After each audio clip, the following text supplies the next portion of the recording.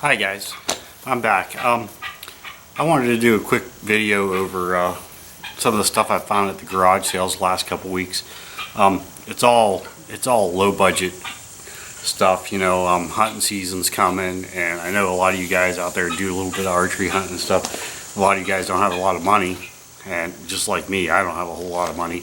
So I picked up a couple things at the garage sales, or at the flea markets I should say, that are low buck, and they can be found like almost every week in some of these flea markets, and they're great little finds. So let me widen out this camera a little bit, and we will take a look at what I found this week at the flea. Okay, so first thing I found at the flea markets is, and this is something you'll see from me all the time, and this one I picked up because it's kind of an antique, and I know I have a ton of them, but I picked up another butcher knife. It's a no-name butcher knife, but it's an old 6-pin butcher knife, which means it's got six pins in the handle, and these are usually really old when you find them. So when I find one and it's a decent price, which this was $2, I pick them up. And I usually refinish them, make a sheath for them, and you know, keep them, or sometimes I give them away. It depends on what I'm doing it for. But yeah, so I picked one of these up, $2 there, and of course I picked up another one also, and it was $2. But it's just it's a newer one. It's got a name on it, made by High Carbon or some kind of company, and it's another one that it's just a good fixer-upper, so I grabbed it. Another $2 knife, you know. So, and like I've told you guys a million times, $5 or less, and I'd pick them up every day, especially if they're good fixer-uppers. If they're junk, they're junk, but you know, you'll have that. Another thing that I picked up, which I do a little bit of tomahawk throwing, and I got some kids. I got a stepson that kind of is starting to get into it. So I just happened to be at the flea market, and this came up. This shitty old, and I'm pretty sure it's an old cold steel tomahawk. But you know, I asked the lady what she wanted for it, and she said $2. So for $2, yeah, I'm gonna buy it. Put a new handle on it, and probably just let the boy throw it whenever he wants, you know, under adult supervision, obviously. But you know, for $2 you can't really pass that up. But the things that I really wanted to show on the video today are one I picked up at a flea market a while back, and another one I picked up at a flea market just a couple days ago. And the one that I picked up a while back, and this goes with our hunting theme, is I picked up a nice old Ben Pearson Stratajet hunting bow. And this bow is, and I know it's marked on here somewhere because I saw it, is a 55-pound pole bow. I'm gonna clean this up. I got a little, it's all solid fiberglass, I think, with a wooden core. So I got a little bit of fiberglass polish, so I'll probably polish this thing up and give it a good clean up. It's still got the little sticker on the front of it, which I'll probably leave that on there. I don't want to mess with that anything. And I will go ahead and let me pause this because I got a phone call. Okay, sorry about that. So we got a Ben Pearson Stratajet hunting bow.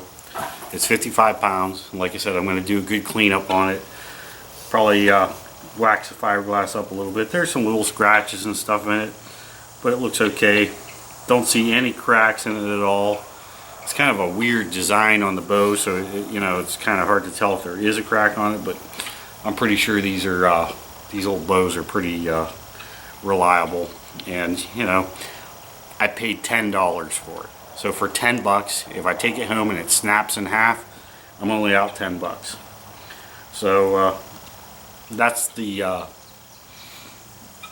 the next thing I got. And then this one was bought a while back, and actually I've been kind of lazy and I haven't put a string on it yet, and that's going to be next. We will get a string for it. I don't think I'm going to make one. I'm just going to buy a string for it, and just use it,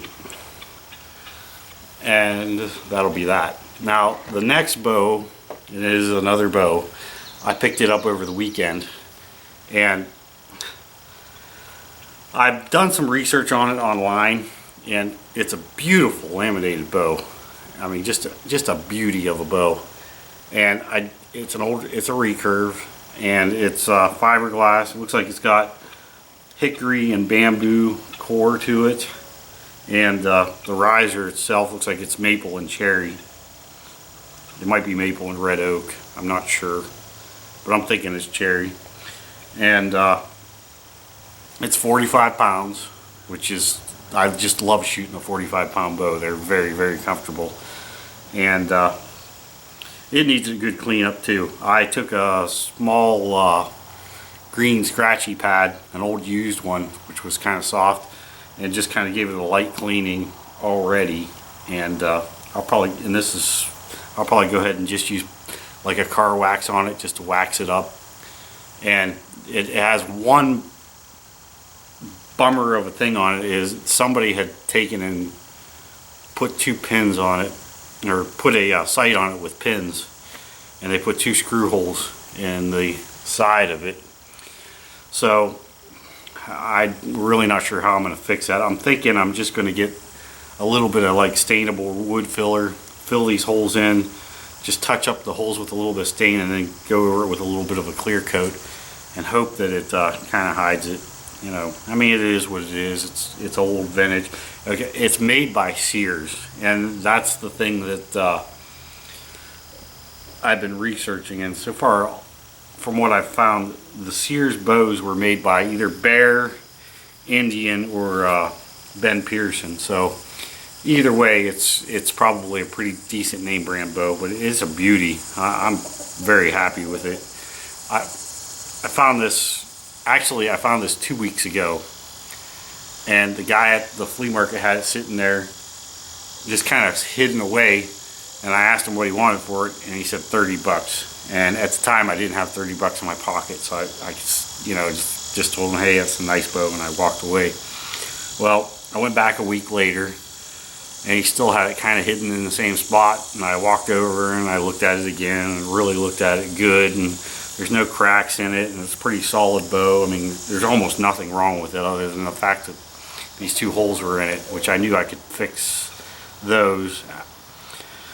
So he walked up to me and he said, I'll take 20 bucks for it. And I was like, okay, sold, you know. So I grabbed it for 20 bucks and brought it home, and I sanded it just a little bit where the 2 holes were, just to get some of the clear coat off, and so the wood putty will get in there and stick good. And I'm just going to fill them, and hopefully I can get a stain that'll match the bow itself at least pretty close, and then I'll fix those holes, and then this thing's going to get a good cleanup and a new string.